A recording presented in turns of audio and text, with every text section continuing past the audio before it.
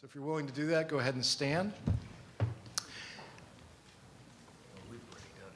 And Stan, you can do it a second time, that's fine. Please repeat after me. I do hereby affirm that I will tell the truth and nothing but the truth to this committee today. Thank you. Amen. .com.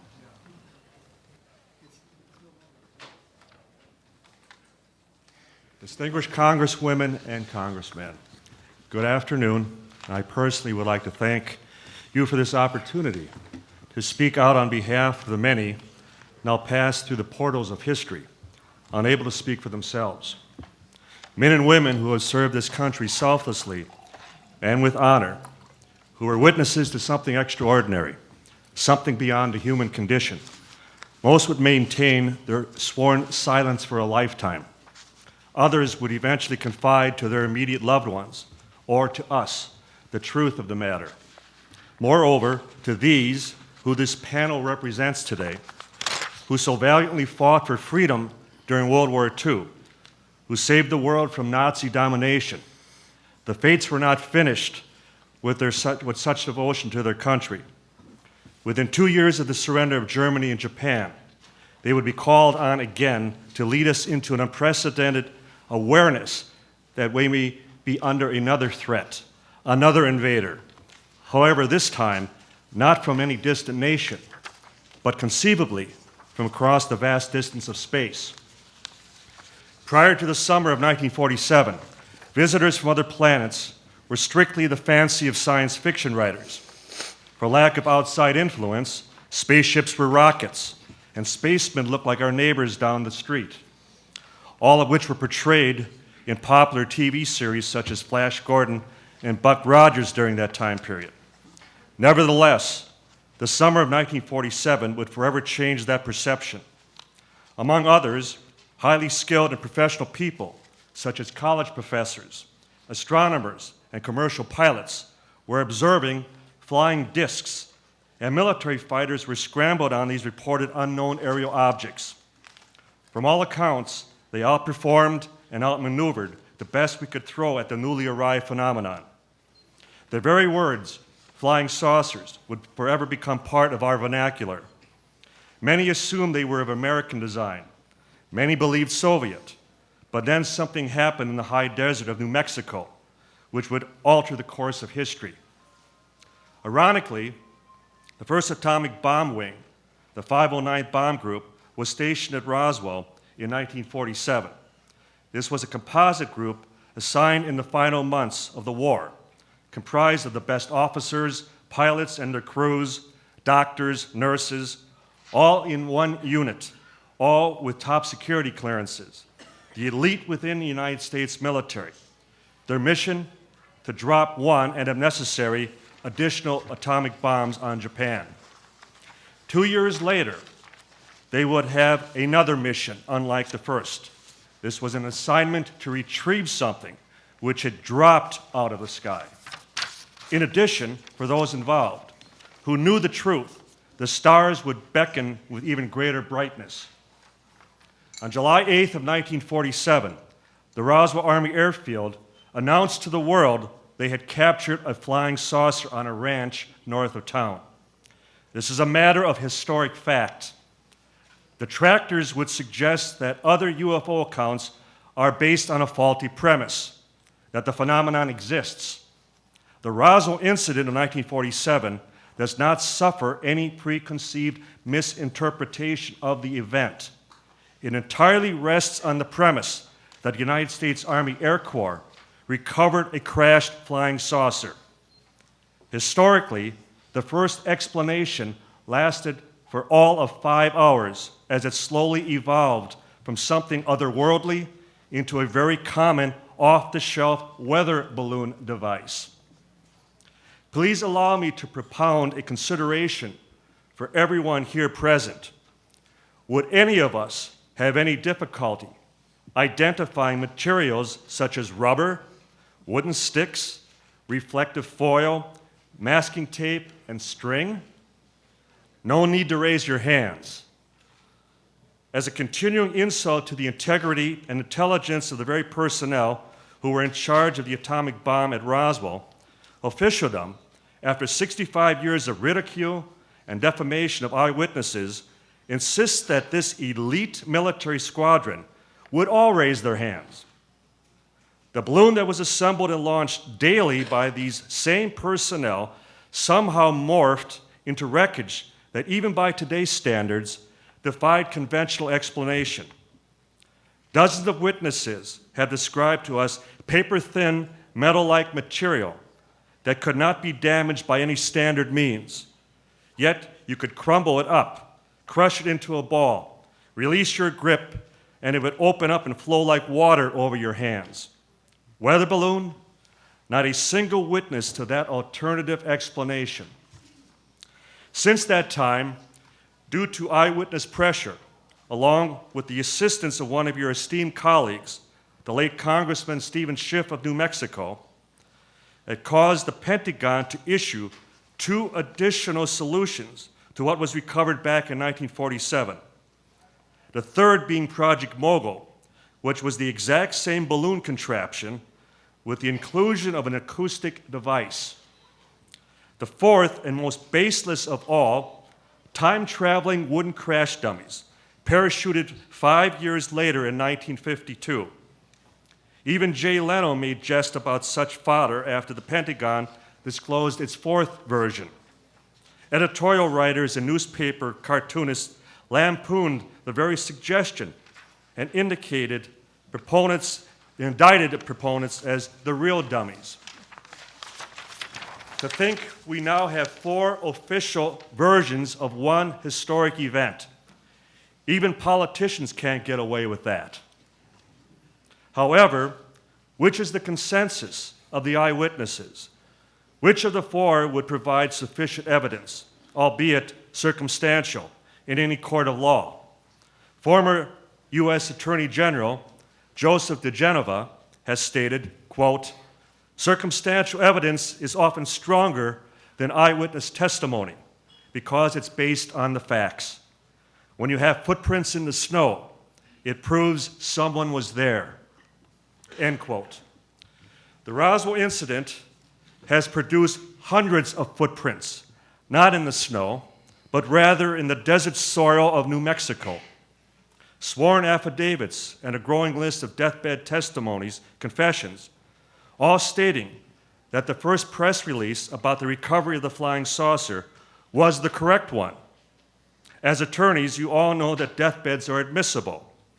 If we were to dismiss the Roswell witnesses, then we would have to deny all such end-of-life declarations.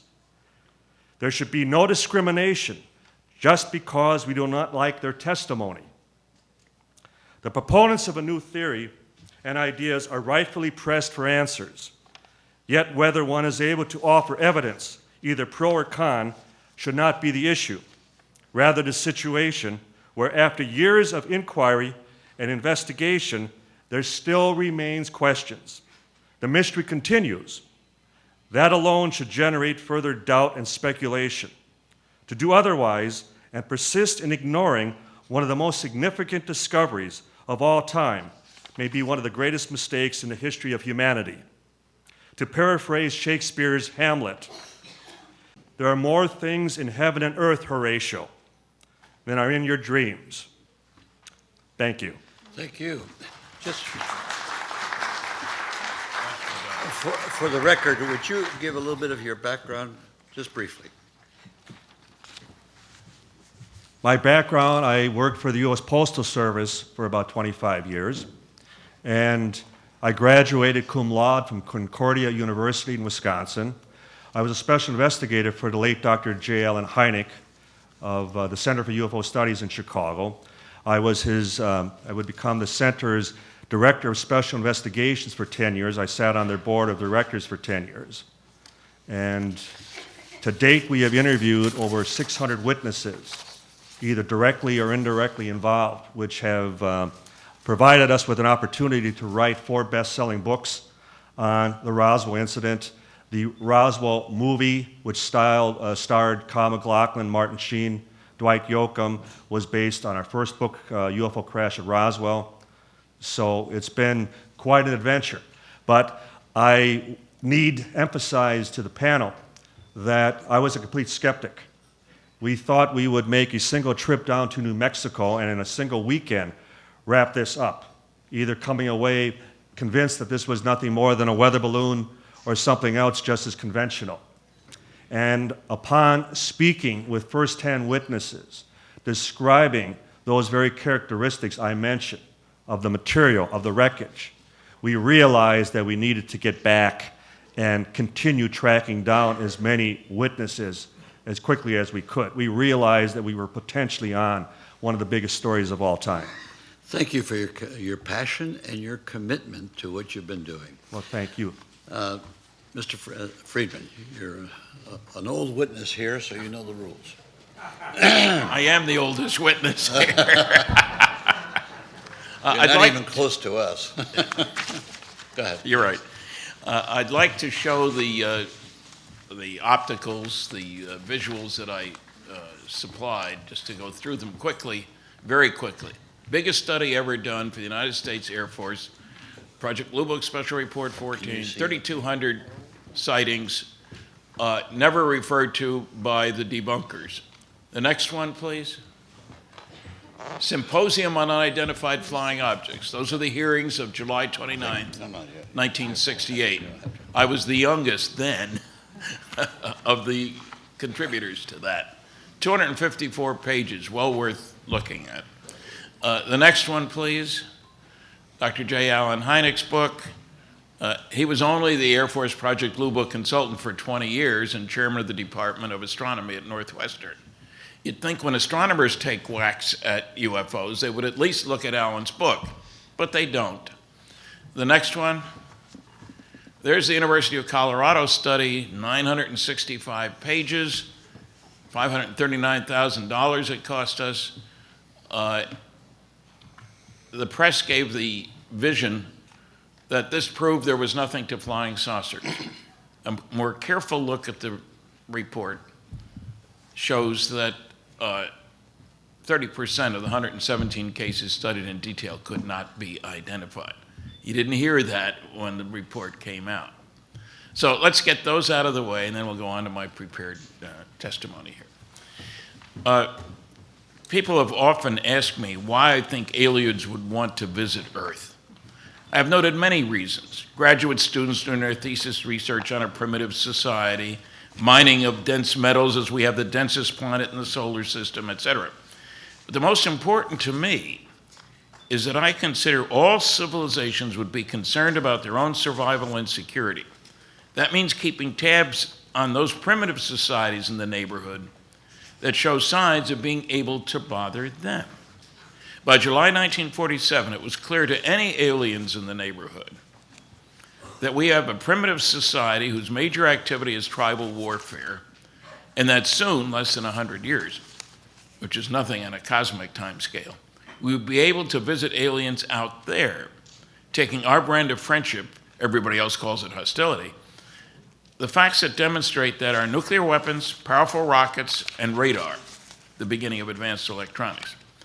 Isn't it amazing that the only place in the world at that time where you could study all three of these was southeastern New Mexico? Our first nuclear weapon was detonated at Trinity Site, White Sands Missile Range, July 16th, 1945. White Sands is where we were testing captured German V-2 rockets and some of our own. And that's where we had our best radar to track the rockets. Sometimes they went south instead of north. And of course, as it turns out, there were at least 3 flying saucer crashes in New Mexico. In early July 1947, there was a crash near the small town of Corona, less than 80 miles from the Roswell Army Airfield in nearby Roswell. 100 miles west, there was an unpublicized crash at about the same time in the plains of St. Augustine. New book coming out this year about that, not by me. Book by Arthur Campbell. And there was a crash retrieval operation in Aztec, New Mexico in the Four Corners area, March 1948. New book is available. I was the first to hear about the Corona crash, as discussed in my book, Crash at Corona, with Don Berliner. Simple story. I began lecturing about flying saucers in 1967 while working as a nuclear physicist in industry for little companies such as GE, GM, Westinghouse, etc. In 1978, I was in Baton Rouge, Louisiana, to speak at Louisiana State University. I was at a TV station to do 3 interviews to promote my lecture that evening at LSU. I'd done 2 of the interviews. The third reporter was nowhere to be found. The station manager knew I had other things to do, was giving me coffee, looking at his watch. He was embarrassed, but he wanted to keep me there for that third interview. Out of the blue, he said, "The guy you really ought to talk to is Jesse Marcel. He handled the wreckage of one of those saucers when he was in the military." I practically dropped my teeth. "What do you know about him?" "He lives in Houma." That didn't tell me anything because I didn't know where Houma was. It's a big city in Louisiana. And I did visit there later to speak to Jesse. "We are ham radio buddies," he told me, the station manager. "You should talk to him." Okay, the third reporter, I've heard lots of stories, and you sort of put it in your gray basket. We'll see what we can do. There was a great crowd that night, and the next day I was at the airport early, called information, got a number for Jesse Marcel, and called him. He told me his story. As I found out later, he couldn't deny his involvement, as his name was in papers across the country. I didn't know it when I called him. People say, "Why did he talk to you?" Well, he didn't have a choice. He had to talk to somebody because he couldn't lie about it when there was public record. Soon thereafter, I heard about the planes of St. Augustine crash after a lecture in Bemidji, Minnesota. I shared both stories with an old colleague from Pittsburgh, Bill Moore, who lived in Minnesota. He had a third story from the Flying Saucer Review in the UK, which is still being published, which is rather amazing that it's gone on this long. An English actor named Huey Green had noted that he heard about a crashed saucer in New Mexico when driving from Los Angeles to Philadelphia. The date was recalled as early July 1947. That was not a trip you made very often back then. You can imagine what the roads were like at that time. Bill went to the University of Minnesota Library, looked at the newspaper department, found the story, verifying what I'd been told, giving us new names. The next year and a half, we found 62 people in conjunction with that case. That went up to 92 a few years later. And these guys have added, I don't know how many hundred since then. Remember, we're talking about the most elite military group in the world. I got lucky. I called the Roswell Daily Record, which I hadn't known existed before that, looked in editor and publisher. I mentioned that I had some articles noting a crash of a saucer as reported by a Walter Hout, it's spelled 4 different ways. And I was shocked to be told, before I could finish the sentence, "Oh, his wife works here." Boy, talk about serendipity. How lucky can you get? I talked to the wife, talked to Walter. He was a big help to all of us in our research on Roswell, well thought of throughout the Roswell community. I found the son of the rancher. Telephone operators were nice then. I said, "I'd like to find anybody named Brazel." "What city?" "I don't know." "Southeastern New Mexico." She said, "Oh, I've got a William Brazel in Carrizozo." "Is that in southeastern New Mexico?" "Yes." "Okay, let's take it." He had just gotten his phone 2 weeks before. So how lucky can you get, I guess? Now, one I planned. One of the people that shows up in a key picture that got very wide distribution is, at that time, Colonel Thomas Jefferson Dubose, Chief of Staff to General Roger Ramey, head of the 8th Air Force, which is where the 509th was. This is in Fort Worth, Texas. I checked with West Point. Son of a gun, he was still alive. He was in his 80s. And he was very forthcoming when I went to visit him. And Don and I went down there, and we have it on tape. I've got a DVD out there, our interview with retired General Dubose. You don't often get a chance to talk to a general about something this important.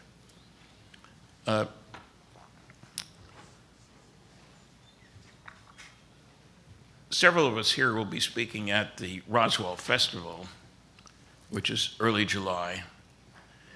Much of the early Roswell research, I better stress, was done before the internet. It was hard work finding people. You called information, hoped they knew something, and so forth. And you're very lucky that today a key witness is right here, Colonel Jesse A. Marcel, Jr., a medical doctor, called back in the Army at age 68 to fight in Iraq, flew over 200 combat hours as a flight surgeon in helicopters. His father was Major Jesse Marcel, and he also handled wreckage in 1947.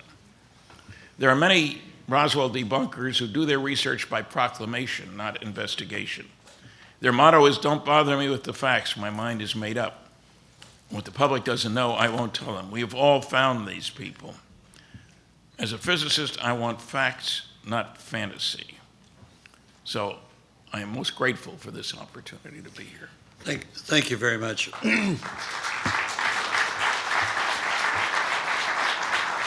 Our next witness is also a military officer. I'd like to just point out one thing that came up several days in the earlier hearings, and that was the fact that non-disclosure agreements were proffered and many people were forced into signing these non-disclosure agreements. You take an oath when you go into the military to the Constitution, not to the president, not to a general, not to an admiral. You take it to the Constitution to defend the country. And many times you have better judgment on what is defending the country than many of our leaders. So, Colonel, with that caveat, I want you to come forward. First of all, let me point out that I prepared a document last night for you all that deals with Project Blue Book and how it was orchestrated to be closed by the military. It was a planned operation to end Project Blue Book completely. And that was circulated, I think, this morning. My name is Kevin Randall, and I'm a retired lieutenant colonel with more than 20 years of service with the Army, the Air Force, and the National Guard. I served on active duty as a helicopter pilot in Vietnam and as an intelligence officer in Iraq. I served on both active duty and in the active reserve with the Air Force and ended my military career as the Provost Marshal in the Iowa National Guard. I have published more than 20 books about UFOs, starting with the UFO Casebook in 1989, and currently ending with Alien Mysteries, Conspiracies, and Cover-Ups just this last month. I've been working on a book about what can be found in the government files about UFOs for the last several months. In 1988, I was at a science fiction convention and participated in a debate about UFOs with some of the top science fiction writers in the world. These included Frederick Pohl and I believe George R.R. Martin, who I mention here today just because of his success in recent months. When it was over, Don Schmidt talked to me about the Roswell UFO crash and said that the Center for UFO Studies was beginning some research into it. He thought my military background might be a benefit because many of the witnesses were retired military, and of course many of the witnesses had been members of the military at the time of the events. One of the first things I noticed was that Colonel Thomas DuBose had been identified as General Roger Ramey's aide, but brigadier generals don't have a full colonel as an aide. DuBose was the chief of staff, a much more important position. DuBose would later provide some very interesting testimony about what had been seen and done, include transferring the Roswell debris to SAC headquarters in Washington, D.C. at the time, all documented on videotape. We made our first trip to Roswell in February 1989. We started in Albuquerque and had a meeting with Frank Joyce, but when we arrived, Joyce begged off, saying that he was ill. We met with a group of UFO researchers in Albuquerque, but they turned out to be a group of people more interested in the New Age phenomenon and not exactly UFO researchers. At any rate, they had nothing of interest for us, and they had no insights into the Roswell case. We headed to Roswell and met with Cliff Stone. He knew a great deal about UFOs, but was unable to shed any insights into the Roswell case, other than the crash site was beyond twin windmills. We thought this might be a really good clue until we saw how many windmills there were in New Mexico. Our last interview was with Bill Brazel, son of Mac, who had found the debris. I didn't hold out much hope for this, but when we met with him in Carrizosa, New Mexico, he was able to provide us with some very interesting information. We chatted for a few minutes, and then Brazel said to us, "My dad found this thing. and we were off. Bill told us what had happened to his father, Mac, how he had been held at the base in Roswell for a number of days, how he'd been asked not to talk about it.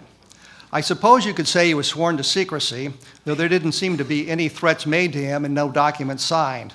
Mac didn't even tell his son Bill much about what he had seen. Bill told us that he was out on the ranch in the next couple of years where the object had crashed, or at least touched down briefly, where his dad had found this debris. He would look for some of it. He described for us on audio tape 3 items that he found over the years. A piece of wood-like material that was so tough he couldn't get a sliver on it when he tried to carving on it with his pocket knife, which he said he used to cut barbed wire. He said it was also that it was very lightweight, it was brown, it seemed to be like balsa wood. He found a bit of wire that he said you could shine a light into one end and it would come out the other, which of course is fiber optics. And he had a piece of foil, the famous foil, that could be crushed into a ball and then unfold itself without a sign of a wrinkle or a crease. Bill showed it to his father, who said, "That looks like some of the contraption I found." At this point, we realized that there was more than a misidentified weather balloon, as the Air Force had suggested in 1947. It was clear from the descriptions of the material that Brazel himself had held, which he described for us, was not something that had been manufactured on Earth. We knew that there was a lot more work to be done. I located former Major, later retired Colonel, Edwin Easley, who was a Provost Marshal in the base in 1947. The Provost Marshal is similar to the Chief of Police in a city, but a Provost Marshal also has a number of other duties revolving around security. Easley, because this was an atomic strike force, had a greater responsibility of officers of a similar grade at other military installations. He told me on audio tape several times that he'd been sworn to secrecy. Finally, somewhat exasperated with my questions, he said, "I can't talk about it. I promised the president that I wouldn't." Now, I don't know if he talked to President Truman personally or a representative of the president, which is about the same thing, but whatever the circumstance, he believed he had promised the president he wouldn't talk about it. Skeptics ask, would the president talk to a major? And I say, an obscure lieutenant colonel talked to the president and the Doolittle raid was born.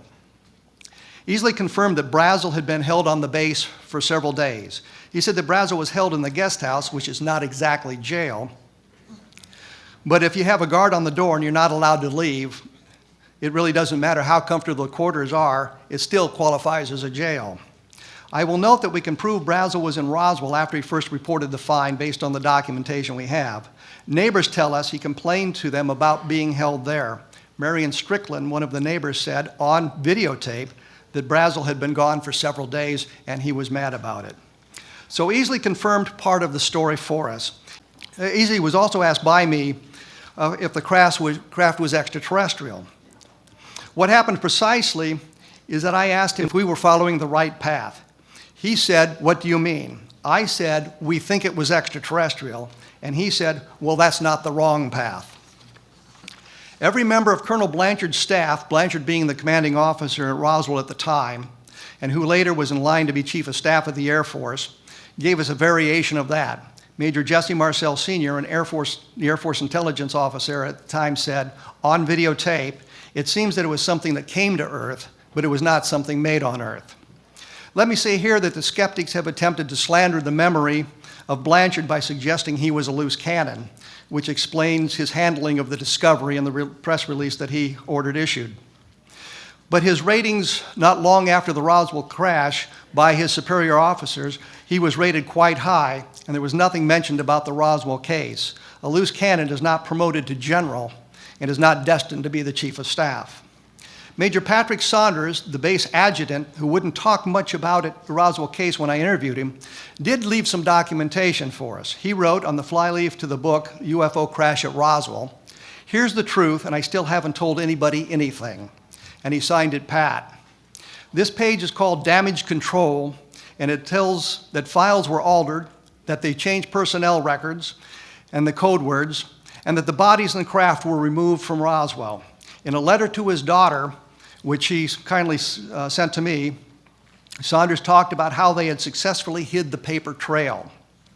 Walter Haut, the man who wrote the press release announcing that they had captured a flying saucer, signed an affidavit about what he had seen, which included craft and bodies. Haut said that in his position as PIO, that he often operated as Colonel Blanchard's aide de camp, a colonel not being authorized an aide.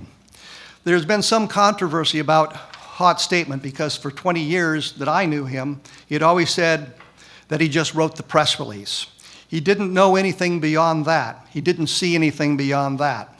Then in the affidavit signed and released after his death, he said that he had seen the bodies. It was a direct contradiction of what he had claimed. 10 years before that, I interviewed a fellow named Richard Harris. He was a finance officer at the Roswell Army Airfield, and he helped Patrick Saunders bury the expenditure of money. Let me digress here for just a moment. Everything has to be paid for by the military, or in the military, and all expenditures must be accounted for. You can't send an aircraft on a training flight, for example, without naming a funding source for that flight. Of course, you can have a cross-country training flight from Roswell to Wright Field in Dayton, Ohio, a perfectly legitimate expense. And you can always put the wreckage of an alien craft or the bodies on the flight without having to notice it or note it. The flight is paid for out of the training budget, and there is no need to mention the genesis of the mission, which is to take the stuff to Ohio. So Harris confirmed some of what Saunders had said, but more importantly, he told me that he'd seen the bodies, or he had almost seen the bodies. According to Harris, he was in a hangar where the bodies were temporarily located, and Haut asked him if he wanted to see them. Harris said that he put his hand on the doorknob, but he didn't turn it. This stunned me. Given the chance, I would have opened the door. But that's today in 1947. Harris said that he didn't want to see that. But it confirms to an extent what Walter Haut said about seeing the bodies. And as I say, Harris told me this 10 years before Walter Haut mentioned anything like that. Now, I have noticed I have just a minute left, and I had some interesting things I wanted to cover. But let me just say this. The Air Force claimed this was Project Mogul. The documentation suggests it was flight number 4, but when we look at the diary created by Dr. Albert Crary, who is the leader of the project, he said flight number 4 had been canceled. There was no flight number 4. There is a note that says that they had made it some kind of a test flight, but it's not part of the official record of the project in New Mexico. Mogul, by the way, was not highly classified. The equipment was off the shelf. What they were doing in New Mexico was published in the newspapers, and worse still, according to the documentation, these flights had to be announced in the FAA NOTAMs.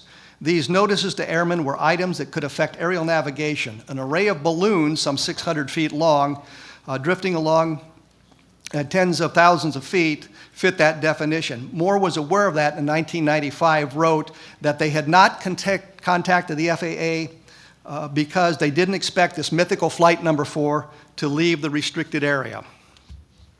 I wanted to mention one final thing, and I see my time has expired, but on July 8th, they made the press release. On July 9th, according to the newspapers, the United Press reported, reports of flying saucers whizzing through the sky fell off sharply today as the Army and the Navy began a concentrated campaign to stop the rumors. The question is, what happened to make them stop on July 9th when they had published everything else? I will say this, in 1947, the Air Force said what fell at Roswell was a weather balloon. When they made their investigation in the mid-1990s, they said they lied about this. It wasn't a weather balloon, it was a weather balloon. They just changed the name. It counted a cluster of balloons. It was nothing special about them. They were just weather balloons tethered together in a long train, but it did not answer the question. Why did the service members at Roswell fail to identify it as such? Why could they not identify a weather balloon, no matter what name you apply to it? Thank you very much. Thank you. And thank you for the brevity of your statements thus far. I want to clear up something because we've got 3 Marcells there, and we're talking about your father, who was a major intelligence officer. Is that correct? Yes. Okay, then you're a colonel in the Army that was a medical doctor in addition to that, and then you've got your son. You would be Marcel number 2. He's Marcel number 3. Okay. Now, and your position at this point, and then we've got Denise, who I presume is your wife. Sister. Okay. So we got the whole family here, and we're going to get testimony from all of you. Appreciate that. And so, Colonel, please proceed. Yes, sir. I'm the son of Major Jesse Marcel, who was the intelligence officer for the 509th Composite Bomb Group based out of Roswell Army Airfield in 1947. The 509th, as you may recall, was the squadron who entered the war with the atomic bombing of Hiroshima and Nagasaki. My dad's credentials obviously were very impressive. In the course of his career, he was not only one of the few officers selected for the 509th, but he also went to radar school and also was a staff member of the Air Force intelligence officer. The radar school was important because in that he would have been very familiar with all kind of weather balloons and radar targets and the paraphernalia associated with this kind of a device, weather balloon or mogul balloon. But a balloon is still a balloon with off-the-shelf material. I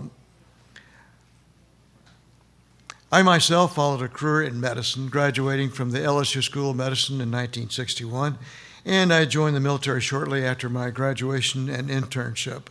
My first taste of the military was being stationed on board the USS Renville, which was a troop transport ship destined for Cuba. We spent several weeks sailing around in circles south of Cuba in preparation for the invasion, which fortunately never happened, or else I wouldn't be here. Yeah, really. And I ended my career as an Army colonel in December of 2005 after a 13-month tour in Iraq, where I gained 200 hours of combat flying and things like that, just having fun out there, really. And I did not come home entirely unscathed. However, I got severe PTSD from all the rigmarole, and also developed a weakness in my legs that they think is related to some sort of toxic contamination that I became exposed to in Iraq. But that's neither here nor there. Actually, my story for the Roswell part began in the wee hours in the morning of July 1947, when I was awakened by my dad, who was returning from an assignment to collect debris of unknown origin from a ranch out of Roswell. This is the Foster Ranch, and this is the debris that Mac Brazel had run across. Apparently, the rancher by the name of Mac Brazel notified the local sheriff of Chavez County of the downing of some sort of aircraft on his land. He was not quite sure what the nature of this was. He'd seen weather balloons, go down there before, so he was not sure it was that either, but it was something very different. The sheriff in Chavez County contacted Colonel Blanchard, who was the commander of the Air Force Base in Roswell. Now, Colonel Blanchard knew my dad was the intelligence officer, so he dispatched my dad and a CIC agent, Sheridan Cavett, to investigate what this was, whether it was one of our planes or just whatever, just an unknown crash site. So it was their job to go ahead and ascertain what was out there and bring representative portions of this back to the base so they could study it to make a final determination of this. As it turns out, our house happened to be on the way to the base, and this is in the wee hours of the morning. So my dad, knowing that he had seen something very special, wanted my mother and myself to look at this also, because as he said, you'll never see this again. So what he did, he stopped off at the house, awakened my mother and myself, and again, the wee hours of the morning. It was summertime. I've been playing all day with my bicycles and things like that. I was 11 years old at the time, however. And he brought us into the kitchen, and I saw a smattering of this strange debris on the kitchen floor that he had pre-positioned. He said, "Look at this. I think this is what you call a flying saucer or remains thereof." I was not quite sure what a flying saucer was at that time, because I was more interested in bicycling and using my .22 rifle for practice. But at any rate, the first thing he wanted us to do, or me particularly, was to check the debris out, make sure there was no electronic components there, looking for vacuum tubes, resistors, condensers and things like that. But there wasn't any. And he already knew that, but he wanted me to satisfy my own curiosity as is. The debris itself consisted of three components, three types. There was a foil, a very tough metallic foil of some nature that I can't really describe. I have to add that I did not see the bending and unbending of it, but my dad witnessed it. He said it would, if you fold it over, it would unfold and assume its original form. In addition, there was a black plastic debris, like a broken phonograph record. But the strangest thing I saw was, as being passed around right now, was this is a replica of one of the I-beams, or the beams I saw in the wreckage. In that, you'll note there's some symbols written along the inside surface of this, and they're a purplish violet hue, semi-reflective of light. But this is basically what this was. Is this a replica? Or Yes, sir, this is a it's replica. If it was original, I wouldn't have it. Well, you never know. That's why we're asking. That's right. So, but anyway, my dad drove the debris into the base that night. I think it was that night or maybe early next morning, where he was assigned by Colonel Blanchard to fly the material to General Ramey's office in Fort Worth. This was flown in the belly of a B-29 under armed guard. So my dad, I then saw a picture of my dad taken in General Ramey's office, holding what was obviously a radar target. They'd already switched the debris. And the look on his face is quite telling. He says, "You got to be kidding me. This is not what I saw, and this is not what I saw either." But at any rate, that's where the cover-up began, in General Ramey's office. So when my dad got home, he sat my mother and myself down and said in no uncertain terms, "You will never talk about this. This is a non-event." And yes, sir, I was an Army brat, so I was following orders. So I never discussed this with my friends or anybody else until after Stan Friedman interviewed my dad in 1978. Great. So Thank you very much. yes, sir.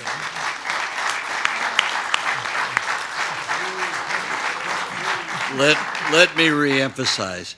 As a military officer, you took an oath to the Constitution, not to General Ramey or to anybody else. It's the Constitution. Yes. Okay? Yes, sir. We move now to your son, Jesse, the third. Third, yep. Marcel. Marcel's a French name? Marcel? Thank you to distinguished members of the committee. I am here today not to speak as an expert witness to what I have heard and researched about Roswell, but simply to help you to get to know two great men, my grandfather, Major Jesse Marcel Sr., and my father, Dr. Jesse Marcel. My grandfather was a simple man who just wanted to lead a simple life. Closer to the mic, please. Oh, sorry. I could restate that. My grandfather was a simple man who just wanted to lead a simple life. Starting at a very early age, when he wasn't helping the family with the farm, he would sneak away to find parts to build radios. Later in his life, before entering the war, he would use these skills to build a ham radio that would become a lifelong passion. He would spend endless hours chatting with people from around the world. Things would change rapidly as we were pulled into the Second World War. On his own accord, he went from his job as a civilian draftsman to join the war effort, where he excelled in his duties from the very beginning. His superiors recognized his aptitude towards problem solving and sent him to intelligence school. Again, he excelled in his courses and was asked to teach the next incoming class. He would eventually end up in the Roswell Air Force Base working in our nuclear bombing program with the 509th Composite. With the war over and a life returning to a sense of normalcy, Grandpa would receive a simple order, an order that would change his and most of our lives forever. The heavens would open up and send us a visitor that would establish the words alien and flying saucer in the English vernacular, and it was him they sent to investigate. Decades later, my father followed in Grandpa's footsteps as a military man serving the Navy to train to be a medical doctor. Soon after, he would settle down in Clancy, Montana to raise a family and continue in the reserves to become a helicopter pilot. As the only NT, I remember as a child going with my father on his rounds, not the ones to the hospital, but the ones where he would visit his parents in their homes. He would carry in his little black bag and take care of his patients in the same caring way that he would take care of the rest of us. Back in the office, if a child showed up in ratty shoes to his appointment, a new pair would be waiting for him on their next visit. I remember very fondly watching him not only build a telescope, but his design and construction of a computer guidance system for the telescope long before there was such a thing, at least on an amateur level. He would spend endless hours wrapping small green glass switches that would eventually become the brain. In the summer, we would all pile into a van, RV, or whatever form of transportation that we'd have available to us and head to home, Louisiana, where my grandparents had lived or had returned to live out the rest of their lives. I remember so clearly driving down the shell-covered road leading up to their house, with the most notable feature being a huge greenhouse that easily equaled the size of their residence that my grandfather lovingly built for his wife, Vio. My grandmother had a green thumb like no other. My father would send her a tomato plant that would barely survive the short Montana summers into immense vegetation that would reach the floor to ceiling. Each morning, my grandfather would lead me to his shop, occupying a space between the house and the garage. He'd reach up into the rafters and pull down fishing poles that had been there for decades. These poles were not made of fiberglass, but of bamboo. Very simple, but effective in their trade. I recall leaning against a table saw in his workshop, watching him attach the reel with a hand that was missing a digit from some long ago battle with that same table saw. He would add the weights and the bobber from 2 rusty old tackle boxes and finish the session off with showing me how to delicately hook the worm without injuring myself, although this was not always the case. We'd make our way to the back door and out on his lawn that ran up against a bayou. After a couple of casts, we could sit back and talk and enjoy each other's company. My grandfather's other great obsessions were sports. LSU provided the teams that he most favored and occupied his weekend TV viewing hours. I'll always remember Grandpa as a gentle giant who somehow lived the life of a Southern gentleman who would be at least partially responsible for changing the way people of our world would look into the night skies and think to themselves, maybe, just maybe, somebody was looking back. Today I share these same stories I learned as a child with my own kids. Roswell is a new topic of conversation between the kids and their teachers in elementary school. The legacy will go on. Thank you. Thank you very much. And now for your sister. Well, first of all, I also want to thank the committee for taking the time to listen to our family's history. My name is Denise Marcel. I am the granddaughter of Major Jesse Marcel Sr. and the daughter of retired Colonel Dr. Marcel Jr. My grandfather was the first military officer at a UFO crash site in Roswell, New Mexico. While there, he collected some of the crash site debris. He was so amazed by the characteristics of the debris, he decided he had to show my father and grandmother. And whatever it was that they had seen, it has had a great impact on our family. When we moved to Clancy, Montana in the early 70s, my father built a telescope in our backyard. Now, this wasn't one of your average, ordinary telescopes. To start, he dug a hole in our backyard the size of a small room. For months, I remember my mother and us kids helping him polish this very large mirror. From there, he began constructing the telescope, including building a rotating dome. This was a telescope that was later loaned to the Helena Astronomy Association, and he had built this from top to bottom. My dad, who was a man who had witnessed something, this was a man who was driven. That telescope opened up a whole new world for our family.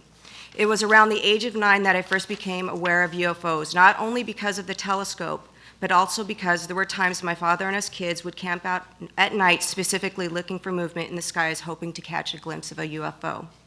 One has to remember, we didn't have the internet then, and UFOs were not discussed like they are today. I do not think that my parents would lead us to believe at such a young age that UFOs existed if my father and grandfather had not witnessed something extraordinary. In January of 1997, I accompanied my father and Kent Jeffries to Washington, D.C. for a hypnosis session that Dr. Neil Hibbler would conduct over the course of 3 days. Dr. Hibbler was one of the world's leading experts who used hypnotic regressions for forensic purposes. I had been very fortunate to be able to participate because I had just been certified as a hypnotherapist. The sessions were successful. While under hypnosis, my father said he couldn't believe how vividly he could see his dad. I saw the emotion in his face and how it touched his heart seeing his father so clearly that day. During the sessions, my father recalls being woken up by my grandfather telling him to come and look at a piece of a flying saucer, a term in which most people, including himself, was not familiar with. When asked about the materials, my father's descriptions did not waver from what he had been describing throughout the years. One of the more interesting facets of the debris descriptions are the symbols or hieroglyphics that my father had seen on the I-beam. While under hypnosis, the facts remain the same. Just like when he was a child, he motioned grabbing the I-beam and holding it above his head to get a better look at the purple reflecting symbols. The military claimed that these symbols were merely Christmas-wrapped tape, but it is very unlikely and does not seem possible that 3 people did not recognize simple holiday decorations on some Scotch tape. Another interesting fact my father recalled was that soon after the incident, his father told the family never to talk about it again, that it was a non-event. Now, why would they have to remain silent about a weather balloon? It doesn't make any sense to me. It has been said that since my father did not remember anything new from those sessions and did not remember seeing any exotic debris, electronic components, or anything that resembled motors, which they were specifically looking for, this material could not have been from a UFO, that the material was just too mundane. I believe this argument works against itself, because if it had been some radar device, there should have been some very basic electronic components, and it would have been mundane. Therefore, my grandfather would never have brought it home to show his family. The only explanation that he brought this home was because he was very excited about what he had found. My grandfather and father were very dedicated military men and always followed through with their orders. They both remained silent to the public about the incident until my grandfather had been approached by Stanton Friedman nearly 30 years after the event. During interviews, my grandfather was asked about the materials, and he would say, quote, "It was not anything from this earth. That I am quite sure of," end quote. These words would change the course of the Marcel family. The reason he was ordered to go to the site was because he was an intelligence officer familiar with all of the materials used in aircraft and travel. He was very qualified to make an assessment of the crash site debris. And for the record, my grandfather had nothing to gain when he spoke to Stanton Friedman. He just felt the same way that I do, that the world should know the truth. It has affected my family's life in so many good ways and some bad. But because of this, I was also given the greatest gift of all, and that is to have an open mind. I feel that sometimes agendas are put in front of our rights of being citizens, and not everything that the government has told us is the truth. Because when it comes to the Roswell incident, I believe my grandfather and my father. Last and certainly not least, it is my hope that from my father, my grandfather, and all of the other wonderful people who have found the courage to step up and tell the truth this week will be given the respect and recognition that they deserve. Thank you. Thank you.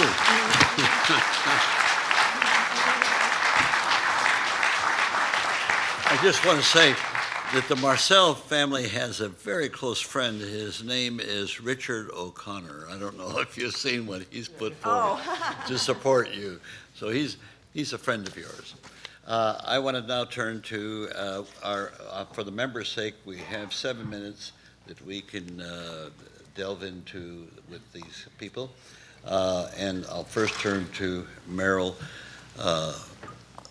Cook to start the process. Yes, that's right. I'm getting there. Thank you, Mr. Chair. Donald Schmidt, I'd like to start with you. You said that you went down to New Mexico with an idea of doing something in the fiction area. You weren't really much of a believer. No. But it changed your mind. That was Kevin Randall and myself, correct. And what changed your mind is you said you met with first-hand witnesses. Correct. And I'd like to know what year that was. That was February of 1989. Okay, and could you tell me who those first-hand witnesses were that you met with? Dr. Randall had mentioned specifically it was the son of W.W. Mac Brazo, Bill Brazo Jr., and we could also add his wife, Shirley, who were both first-hand witnesses to the material. So you talked to them on that occasion? We had the opportunity at that time and many times thereafter, including other members of the Brazo family. What we could also point out is that Bill Jr., the son of the rancher, was fortunate enough to discover additional remnants from the crash months thereafter, especially after heavy rains, pieces would wash to the surface. Now bear in mind, we already had first-hand accounts that there were 50 to 60 troops at the debris field site for the course of 2.5 to 3 days, walking shoulder to shoulder with wheelbarrows going to check sites. It required that much time to clear this site in contrast to a weather balloon, which would have taken all of them a few minutes for someone to toss over their shoulder, toss into the back of a pickup truck. I have almost no doubt that something crashed there, that there was a lot of pickup, and I just want to know exactly who it was you talked to. And you've answered that very well. I'd like to, we got a lot of witnesses here that Please, I yes. really want an opportunity to talk to. Lieutenant Colonel Randall, you had talked about work you've done to show why Air Force Project Blue Book was, you used some rather negative language about it. And why it was just, what, a cover-up is what you said? What happened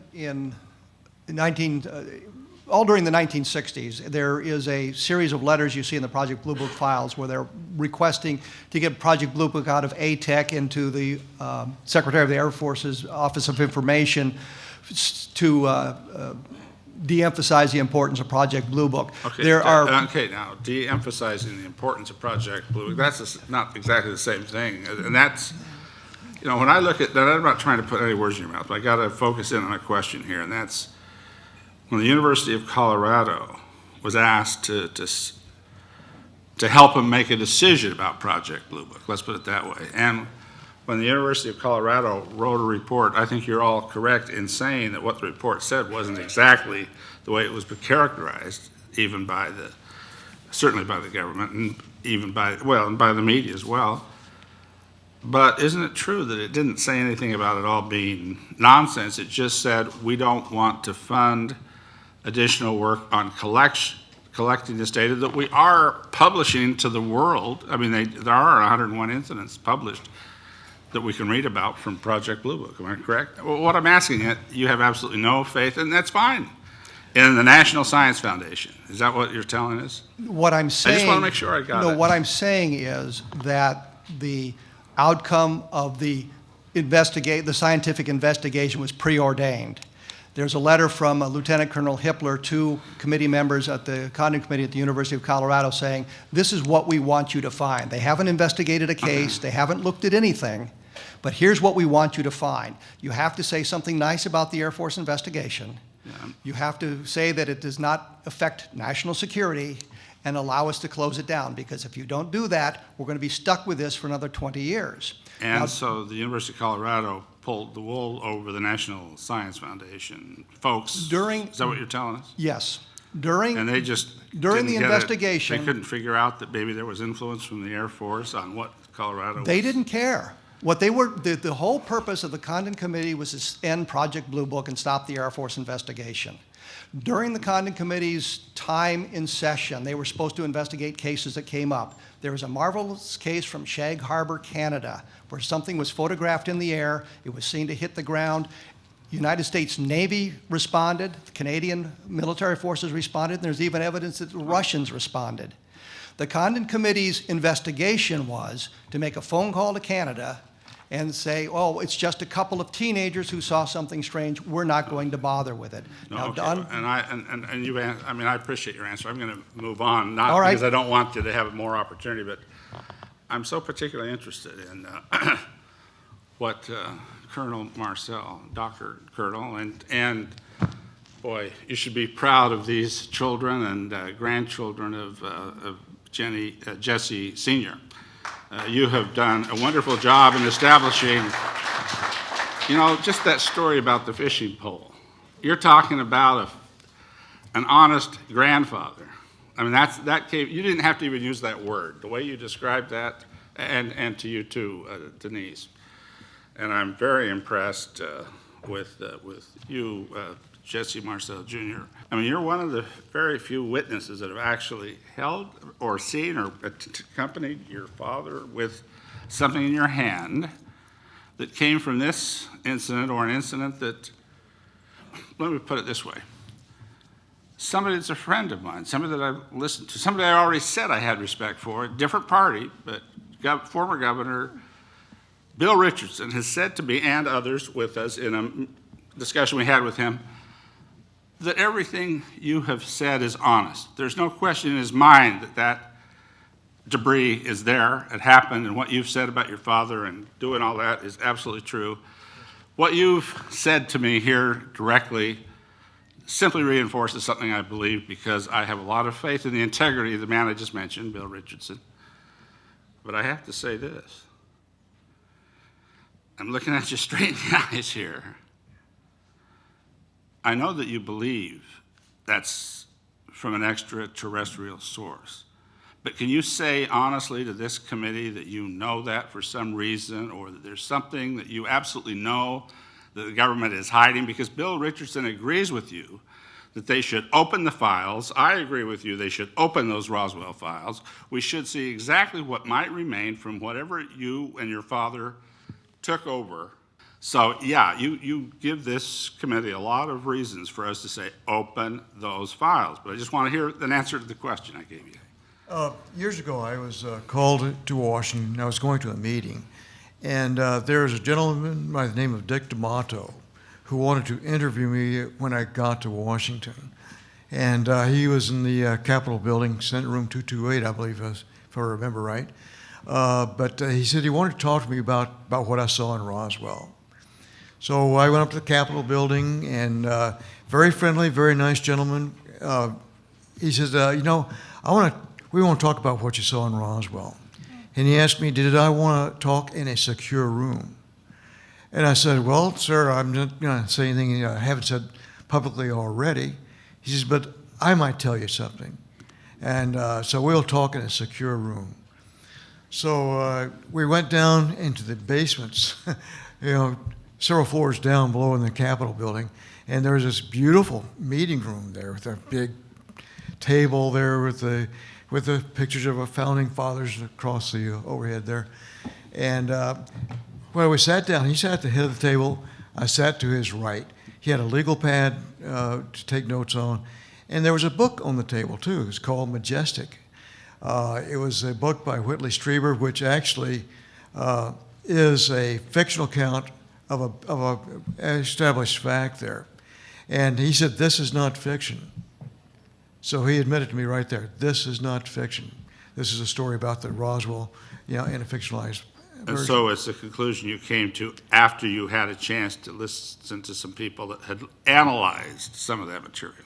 Am I Yes. correct in that? Yes. And I'm not necessarily saying you may have been right or wrong on that. I'm just wanting to know how you arrived at your decision that you believe it is from non-terrestrial sources or extraterrestrial sources. Well, this is the first time somebody in the in the sanctions of our government admitted to me that this is not fiction, the Roswell. And I said, I know it isn't. So when are you guys going to tell the public about this? And he said, well, if it was up to me, I'd have done it yesterday. But he says it's not up to me. I'm just here to investigate the cost of the investigation, cost of keeping it secret and all that. He said, in reality, there is, and these are his words, that there's a black government, which sounds really conspiratorial, but that's what he said. He said they have control of the debris, and they answer to no one, they're not elected, and they have unlimited funds to spend. And he said they're the ones who have it, and they have control over it. So you can tell me what that meant, but that's what he said. I obviously don't, but thank you very much. Yes, sir. To all of you for testifying. You did a great job. How long, I look at what happened at Roswell as something that happened a long time ago, and that there was some put down of it, and there's been some fun made out of it, but that a lot of people, because there was enough information and enough facts out that a lot of people believed that something happened there. Am I way off base? I'm just trying to think back a few years, because it hasn't been in the paper recently, but that's my recollection of that incident, that there was enough proof that we knew it was something other than from the United States. Yeah, Donald? As I'd mentioned in my opening statement, I'd like to emphasize that we had the good fortune of working with and having enlisted the late Congressman Stephen Schiff of New Mexico, who pushed for congressional hearings on this very matter through the early 90s. Right. And so much so that he had sent 3 separate letters to then Secretary of Defense Les Aspin, which all went unanswered, which only intrigued him and raised his curiosity all the more as far as, well, what are they hiding? I'm just asking, as the late Senator Barry Goldwater, and even his request to General Curtis LeMay, can I at least see the file? To which LeMay said, hell no, and don't ever ask me again. So we're in good company, whether we're talking about Goldwater or Schiff or even former presidents Bill Clinton or Carter, who also would lament the fact that they could not get the truth about Roswell. But getting back to Congressman Schiff, in his failed efforts, as the press itself became more interested as to who would win this tug of war, because he was being stonewalled not only by the Secretary of Defense, but also the White House, Right. and then the branches of the military. And he had assurances, specifically from the Air Force, that should they find anything in their files, he would be the first one.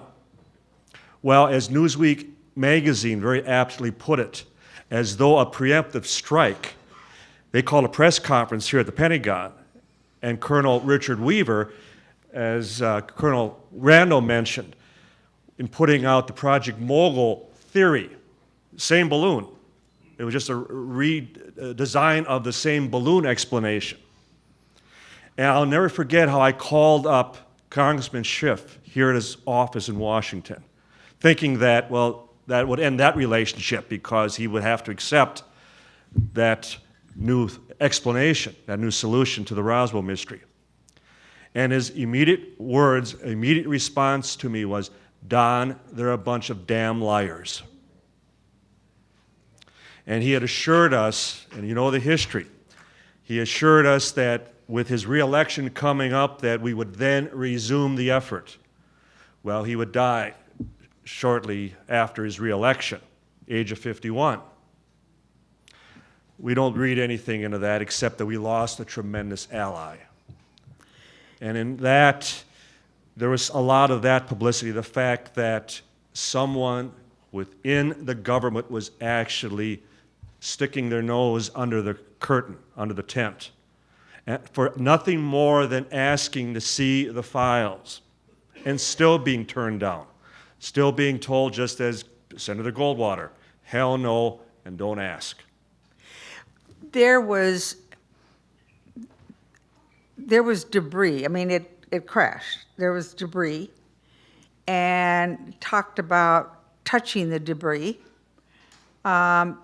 and that it was not something that you'd ever felt or done before. Is that still around, the debris from that? Not with us, it isn't. That's the problem. We don't have the debris. We don't have pieces. What happened to it?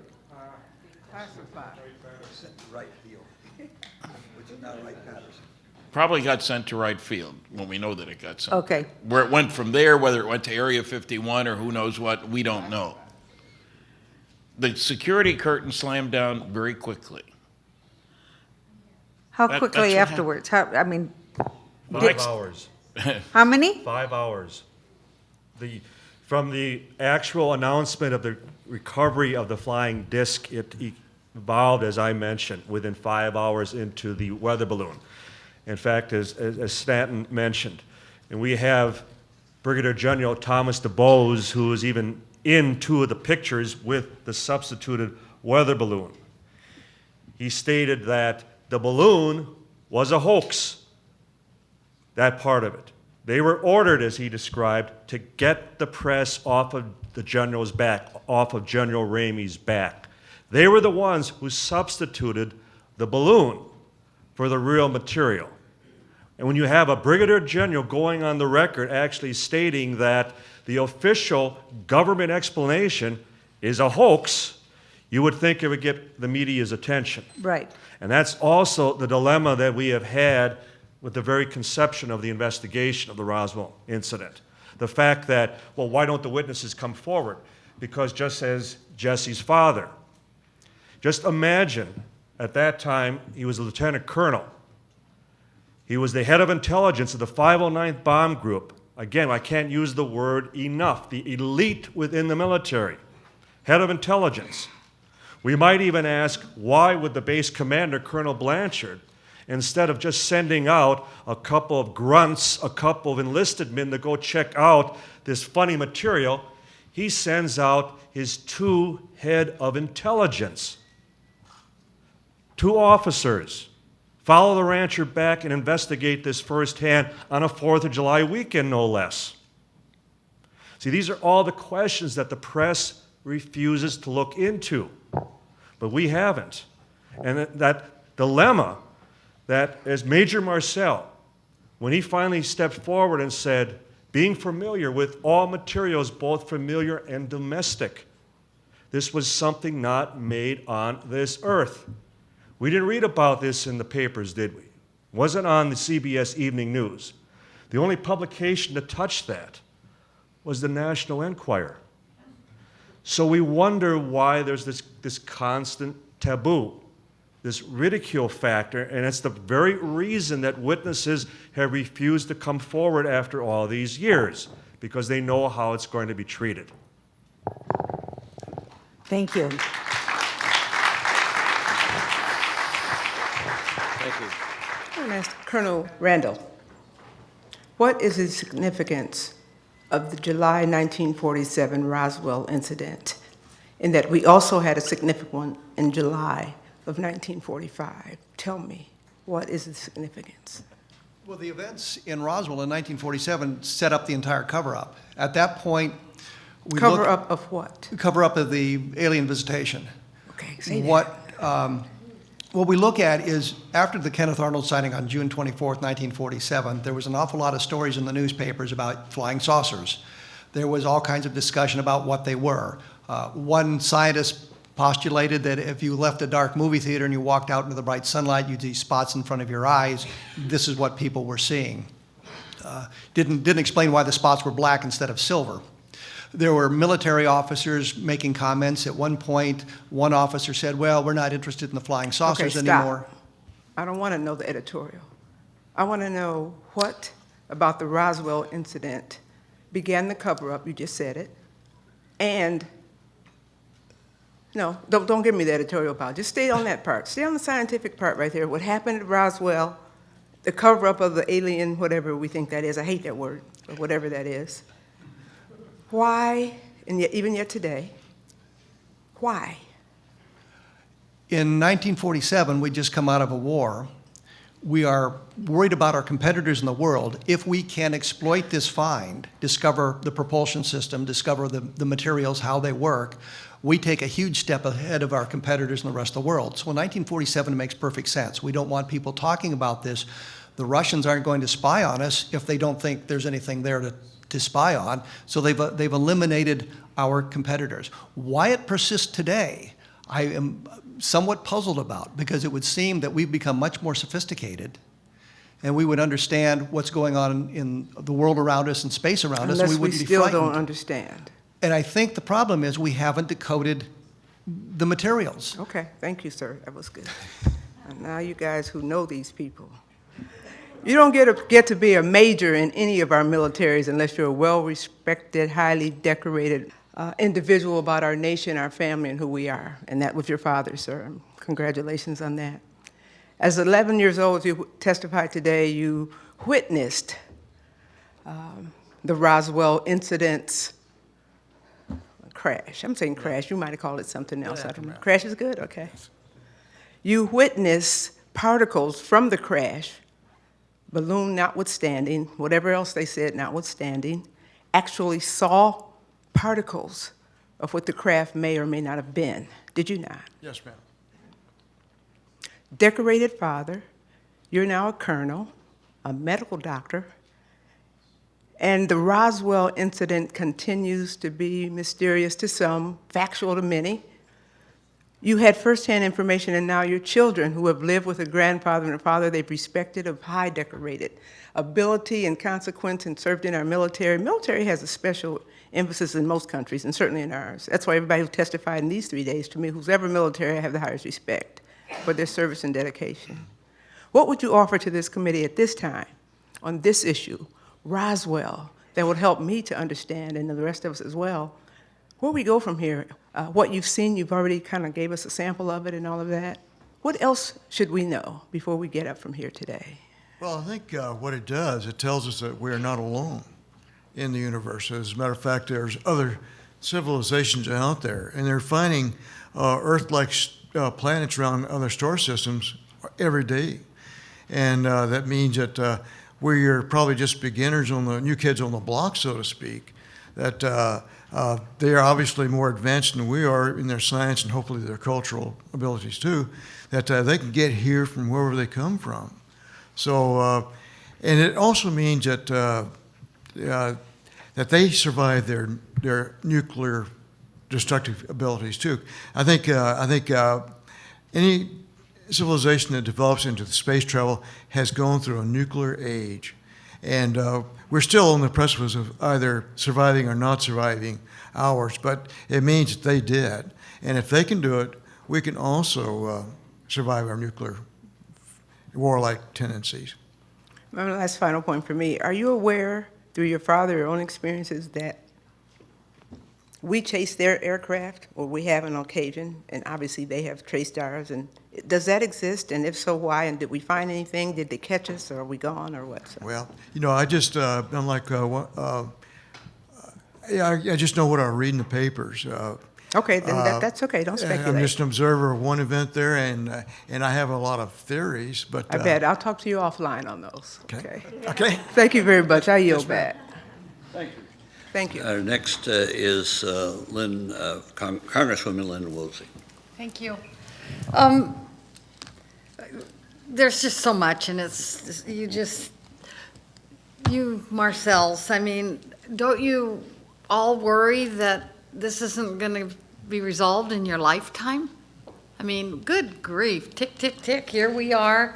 I mean, what, you know, gray hair, and I'm 76. some pretty old people, the three of us. But, I mean, then your story, then what happens to your story? I mean, and your story, the truth, but it's so much more meaningful when it comes from you. Well, as a 76-year-old, you know, I'm no spring chicken. But you know, I like to tell my story. I don't embellish it. I tell exactly what I knew about this. And if people want to believe this, that's okay. If they don't want to believe it, that's also okay. That's their opinion. I would certainly like to have the government spill the beans about this while I'm still alive to say, I told you so. But I may not be, but it doesn't matter. Yeah. I've been there and done that, so Yeah. I know what it was. Okay. All of you experts, how many actual ETs have been, I'm going to start saying that instead of the big long word, have been involved in starting with the Roswell and the 2 years before? Wasn't there an actual, living being, living something as part of that crash? Before, you said that somebody was offered to go in and see, you know, the remains of something. The story was Walter Hott, as the public information officer, had issued the press release saying that they had retrieved a crash flying saucer. In the years that followed, he just said, all I did was write the press release. Right. Upon his, Don Schmidt and Tom Carey put together, working with Walter Hott and his family, put together an affidavit to be released after he passed away, giving much more information. And he talked about having actually seen the bodies of the aliens and more about that. The important thing was this Richard Harris, who was a financial officer at Roswell in 1947, told me long before Walter admitted to that that Walter had taken or seen him in a hangar and said, if you want to see something really incredible, it's beyond that door. And Harris didn't want to go in there and see the bodies, but it was the body of the alien craft. The other part of the question is, did one survive the crash? And there has been testimony from a number of witnesses, yes, that one survived the craft and was in captivity. And I hesitate to use that word because it really wasn't in captivity, but it was held for a number of years. And can you think of anything that would be more lonely than that? You're an alien creature on a planet. You have absolutely no possibility of getting home. You're dealing with a bunch of sentient beings that do not understand you, your culture, or your language. And you're stuck on this planet without any hope of rescue. Sounds like a Steven Spielberg movie. Right. But the point is, there is some testimony that suggests that one may have survived for a period of time, and I believe the date of its supposed death was Well, in since 1952. then, okay, since then, One of the things beyond firsthand witnesses to the materials, to the wreckage, to the characteristics that even by today's standards defy conventional explanation, have been, and sadly, but also much to the credit again of the witnesses, in maintaining that sacred oath to the Constitution, that so many of them, to their very deathbeds, before they would finally confide to their spouses, to their children, and invariably, they all talk about the little people, the little men. They all describe either having been out at the site and having witnessed the bodies, or they were posted at the hangar, P3, Building 84, at the Roswell Army Airfield, where they were on guard, and they would observe the wooden crates being assembled and the bodies being placed into these boxes before being shipped out. shipped out to where? Well, we have the documentation, again, and we have the eyewitness testimony, Wright Field in Dayton, Ohio. Okay. We have the late Brigadier General Arthur Exxon, who was with Foreign Technology Division, which did the testing, the reverse engineering of captured weaponry and armory from World War II. So it made perfect sense that you had something crash of either foreign or something beyond that design. It would go to foreign technology. And Exxon described, not firsthand, but that he was aware of the fact that when the materials from Roswell arrived, when they came in, it was the first impression, because no one was able to recognize this wreckage, that it most likely was Soviet. But after it was tested, he described that there was a unanimous consensus that the materials had to be from space. So any of that recently? I mean, that was quite a while ago. We've conducted to date 3 archaeological digs at the debris field site, the very site that had this huge debris field that canvassed an area of almost 3/4 of a mile long, hundreds of feet wide. Where is it? This is just outside of Corona, New Mexico. It's about 65 miles northwest of Roswell. This is where the rancher first reported the find and then led the 2 intelligence officers, Major Marcel and the head of counterintelligence, Captain Sheridan Cavett. Okay. Okay, thank you. Thank you very much. Thank you, Congressman. Congresswoman. Did your father, Colonel, mention seeing bodies? Actually, the closest that came to him, my wife asked him one day, "Did you see the bodies?" And he said, "No, I did not see them myself, but I knew people who did." But what? He knew people who did see the bodies, but he did not see them himself. Okay. I mean, it is blanket statement right there. My wife is the one who asked him, finally came out and asked him. Who were the people that saw the bodies? He did not elaborate, so I'm not sure who he was. But to answer the question, no, he did not see the bodies. Okay. I'm trying to understand the sequence of events, what happened here. You mentioned, Mr. Schmidt, that they sent 2 officers there when ordinarily they would have sent some lower level people to investigate. What was unusual when they simply got the word from the rancher that something had crashed? Why would they think that was unusual enough to send officers? That is the question. Yeah, what is it? And again, especially on a 4th of July weekend, Yeah. that it would have been brought to the attention. Now, keep in mind, the rancher did not go to the military. He reported this to the sheriff, Sheriff George Wilcox of Chavez County, headquartered in Roswell.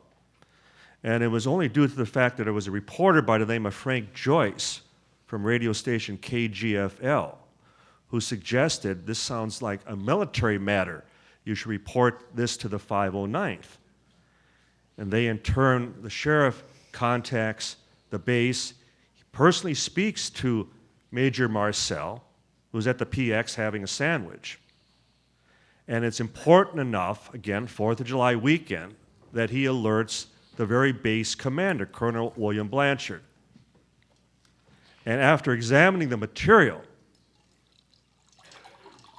if it was nothing more mundane than a weather balloon or even an aircraft, a rocket, an errant rocket. We were testing German V-2 rockets over at White Sands at that time. It was still unusual enough that he would dispatch the 2 head of intelligence. And we believe the reason he also sent the head of counterintelligence, plain clothes, Captain Sheridan Cabot, was in the event it was something foreign, that he would be the most capable of identifying it if it was something foreign. Did the rancher go to the site before the military? Yes. Okay. He was the one who first discovered But the we debris don't field. know specifically what the rancher reported. He must have reported something somewhat unusual for them to send 2 officers rather than 2 enlisted men on a... He brought some of the wreckage with him. Yes. Okay, okay. He drove into the sheriff's office. Okay. The sheriff calls the base. Major Marcel goes and checks it out, and as he told me, there wasn't anything conventional there. But the rancher also stressed that there's a huge amount of this stuff out at the ranch. Yeah. 3/4 of a mile, a few hundred yards wide, that's a lot of stuff. And what he was worried about was that his sheep wouldn't cross the debris field. This is desert country out there. They need to go where the water is. They also don't want sheep eating anything like pieces of foil. It is a concern. So that was his concern. Also, and we haven't mentioned it, there was an article in the local paper that rewards were being offered for pieces of one of these saucers people were seeing all over the place. And when the rancher went to Corona and talked to his buddies there at Corona, that's where they did shopping and stuff like that. This is out in the middle of nowhere. They told him about the reward. You had to go try to collect the reward. And we have stories, and I don't know how we can confirm them, that the rancher suddenly wound up with some money after all this. He certainly was entitled to the reward, and the military said, no way, Jose. Was he also sworn to secrecy? Do we know that, the rancher? 2 years later, when his son, Bill Jr., had recovered enough pieces to fill up a cigar box, and his wife, Shirley, even described how he'd come home for dinner after working the ranch, and he kept this one piece in his leather chaps, and she would describe how he would take this piece out, and she'd watch as he'd try to whittle on it and poke through it, and then he would crumble it up, crease it, fold it, and every time he'd lay it down, it would just smooth right out. 2 years later, there's a knock on his door, and there was a military captain and 3 non-commissioned officers. We know what you have, and you will give it to us. So he turned over the box of material. This was 2 years after the incident. They mentioned to him, according to Bill Jr., that just as your father swore that he would not say another word about this, and should he ever discover any more material, he would contact us immediately. We're asking the same of you. We should mention one other thing here that I think gives an idea of the scope of the concern by the military here. We have heard testimony from the daughter of the rancher of the sheriff, I'm sorry, that she was staying with her grandmother. It was a grandmother. There was a show on television about UFOs. And the grandmother says to the granddaughter, you know, the reason your grandfather didn't rerun for sheriff was when that saucer crashed, the military came to him and said, if you ever tell about what you saw, we will kill you and we will kill your family. She was horrified. You didn't believe them, she says to her grandmother. I was there. I believed them, was the answer. So, you know, sure, it's a little story, but we've heard it. The granddaughter was a teacher. They were, how shall I put this, threatening. Could the gentleman from Maryland yield just 30 seconds to clear up one question that's, and anybody that can answer this. Can anybody here give us the name of any person that would have been at least the age of 18 or older in 1947, who at the time, in a similar way to how Jesse Marcel Sr. said he had received these kinds of materials and they had these certain property traits, which he said almost immediately to people. Is there anybody that, other than, or even a child, or who, can you give us the name of anybody who said they saw a body? They saw bodies. Back in 1947, the name of any person that you've got in, you know, you've written, or you've studied this. We should mention we that talked about, you know, and I know that Mr. Marcel said that he knew people that had seen the bodies, but he never said he had seen the body. I just want to make sure that we have a witness, if we do or if we don't. I just want to know that could give the kind of credibility on the question of bodies, which was talked about rather freely a few minutes ago. In the same vein, who has seen a body and said so back in 1947-48? That's my question. If you're looking for documentation from 1947, we simply don't have it.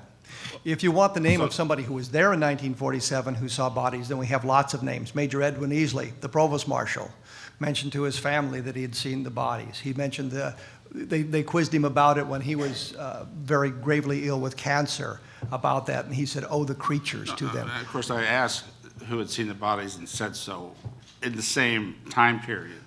That Nobody was asking those questions in 1947. Wait, nobody was asking about debris either until Mr. Marcel said, I've seen this debris. Precisely. I brought it to him. We have. Are you saying that nobody said anything about bodies back in 1947? Nothing. It was only until way later?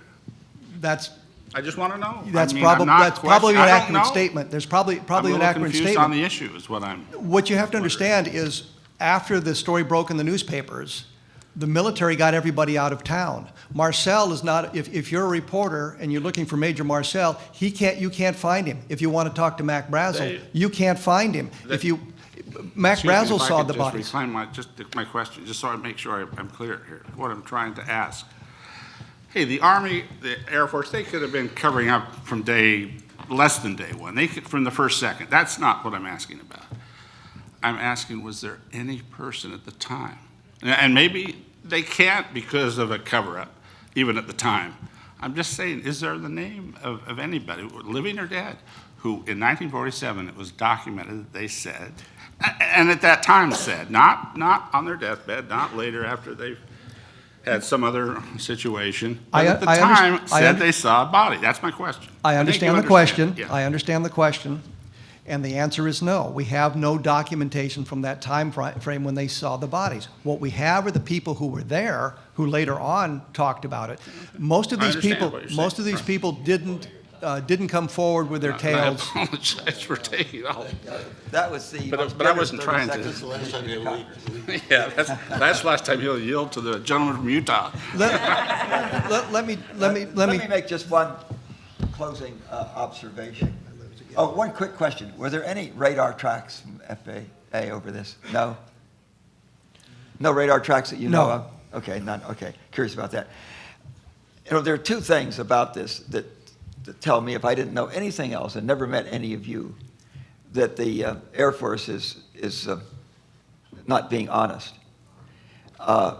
One is, if this was indeed a balloon, there was no darned reason to send it to Wright Field. Everybody would have recognized the balloon. So the very fact that they sent the material there tells me that they're not telling the truth. And the second thing that tells me they're not telling the truth is that if in fact it was a balloon, why in the heck would they issue a press release saying that a flying saucer had crashed there? And I don't know how you can argue away those two things. The debunker would say that's because Colonel Blanchard was a loose cannon, and he probably got banned to Siberia for putting out that stupid story. I've had somebody tell me that. They don't mention he got 4 more promotions. He was a 4-star general when he died of a heart attack and was vice chief of staff of the Air Force. That's not what you do when you have a loose cannon tell But stupid those two stories. things alone tell the honest observer that they are not now telling us the truth. Yes. A balloon is not going to be sent to Wright-Patterson, and a balloon is not going to result in a press release that says that a flying saucer has crashed. That was the press release. That's what they did with what they found there. And what they found there, as far as we know, is either still in Wright-Patterson or has been destroyed. Right? Or it's been moved to another location. which- But it's still in their possession. It can be tracked to Wright-Patterson Air Force Base with documentation and Wright Field then, I think, Wright wasn't Field it? at the Yeah, time, yes. right. And from that point on, we don't know where it went. It could have gone to Area 51. Yeah. We've been told that one of the bodies went to MacDill, which was a aerospace medical facility. Okay. Thank you for being generous with time, sir. Well, that's okay. I was pushing in to keep that sign up. I get 3 minutes. First off, having been a CIC officer, we had a set format report system. Was there any documentation within the CIC about the report of going to the crash site? Briefly. Well, what was especially interesting to us was after Major Marcel was sent directly, and as Kevin had mentioned, how they took all the key players immediately out of the picture, that anybody who had information on this was immediately either sent away or went on leave, or in the case of Colonel Blanchard, he set up an operation at the crash site. They were unavailable to the press, and yet there was still a lot of rumor throughout the area. In fact, in talking to surviving people throughout the Roswell area, there was a lot of talk about the bodies, a lot of rumor about bodies recovered, a lot of talk about the little men recovered north of town. As far as the counterintelligence officer, when Major Marcel was sent for the balloon press conference in Fort Worth with General Ramey, he was kept overnight. And then when he returned late afternoon the next day, July 9th, on the very flight that we're convinced transported a crate of material which was hidden in bomb pit number 1, and it wasn't an atomic bomb. We have firsthand testimony to that. In fact, we even have a copy of the manifest. It was an unscheduled flight that went out at 4 p.m. on Wednesday, July 9th. Well, Marcel, the next morning of July 10th, he immediately confronted Cavett. He wanted to see the report. He wanted to know what had transpired in his absence while he had been kept over at Fort Worth. What did Cavett say? And Cavett kept responding. And this was also in the presence of counterintelligence non-commissioned officer Louis Rickett, who we also interviewed quite extensively. That Cavett kept telling him, kept responding, "What are you talking about? What are you talking about? Nothing happened." And Marcel finally reminded him, "I outrank you," to which Cavett responded, "It's out of my hands. Take it up with Washington. They're now calling the shots." Thank you very much. I want to ask questions of an 11-year-old boy. Yes, sir. This is not a hypnotic situation. Put your mind back as an 11-year-old. You're in the living room. Did your dad come back from the site in a pickup truck, in a sedan, do you recall? We had a 1942 Buick convertible. Special. Okay, so he didn't have a military vehicle. He did took not. his own vehicle to go to the site. That's correct. Okay. When he came back in his vehicle, was Captain Kravitz with him, or was your dad alone? He was alone. He was alone. He took some, you weren't there at the vehicle, or you were in the living room. He took some material out of the vehicle and brought it into the living room, correct? Actually, the kitchen. In the kitchen, okay? Now, how big was it? A little bit? Big? You got a kitchen table now. What did you see on the kitchen table? 11-year-old boy. This was distributed on the floor of the kitchen, which was about 7 by 5 or 8 by 10 area.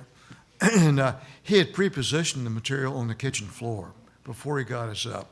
So when we got up and walked into the kitchen, the debris was already pre-positioned on the floor of the kitchen, which was about maybe 30 square feet worth, just a couple of large. So you weren't apartments. there when he brought it in. He set it all up and then called you and your That's mother correct, yes. to come in. Let's take a look at this. Exactly, he pre-positioned it.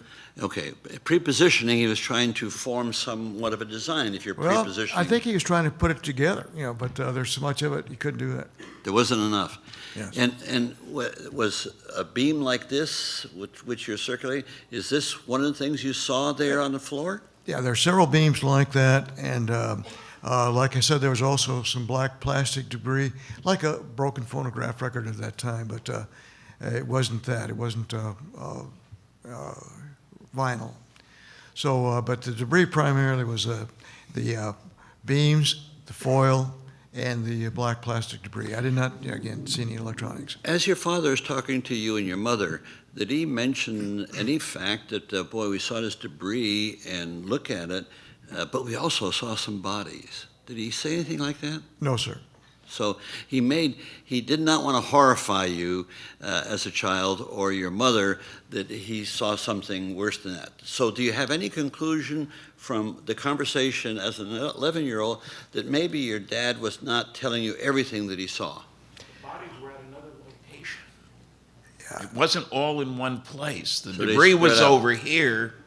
The crew compartment, call it what you want, was someplace else. Very good. That's a good addition, but I want to stay with the 11-year-old boy. Yes. Well, the question was, I'm sorry. Well, just, Well, did you have any inkling as an 11-year-old that your father was withholding horrific information from you as he's displaying the physical findings? he kind of kept things close to his chest, so I'm not sure what the internal thoughts were on this, but he was very adamant that we were not to talk about it. That we were going to what? That we were not to talk about this. But he kept things close to his chest. He had a job on the base, and I really never knew what he did because he was the intelligence. He didn't really confide with the family what his job was or what he did, things like that. Which would be the normal task of a father who's in intelligence. Yes. Is there anything else you can share with us of your impressions and knowledge of an 11-year-old boy?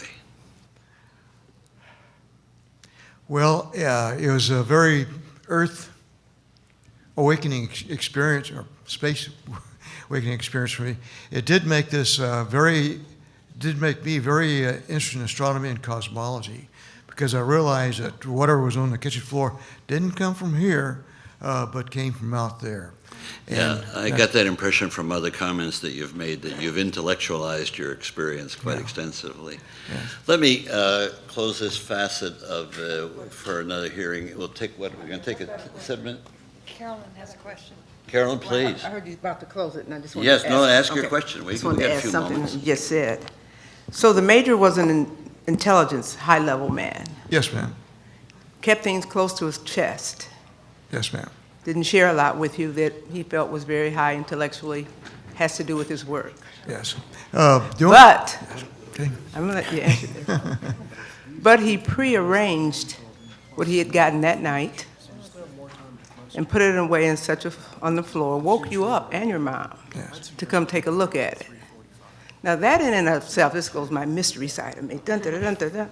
But then that was significant. He didn't want you to talk about it. He never talked to you about it, but he wanted you to see that and never to mention it again. What do you make of that? That Well, was later. Yeah. Sorry? There's a time period in between Between when he what? saw it on the floor Uh-huh. Yeah. and when he And- came back from Texas. Okay, Yeah. I'm talking about just the floor and just waking you up, seeing you. He didn't have to show you anything. He could have just took it onto the base and Yeah, did whatever he did. I swear I can bring that up, yeah. He thought it was significant material. Yeah. Right, and he wanted Yeah. his child to see it and Yeah. his wife, who he never even discussed things with. Yeah, at that time, the material was not classified, so he felt okay to do that. As a matter of fact, the only time I knew my dad to break security clearances is when he came back from overseas. I asked him, what did the atomic bomb look like? And what he did, he drew the outline of the Fat Man, the bomb that was used on Nagasaki. But then he tore it up and threw it away in the But trash I can. wasn't suggesting that he was breaking any kind of intelligence by showing it. He thought he's a major. He's a big time. He's up there with the generals and almost with the Joint Chiefs of Staff folk, you know? And he wanted to show you what he had found and what had obviously crashed near your home.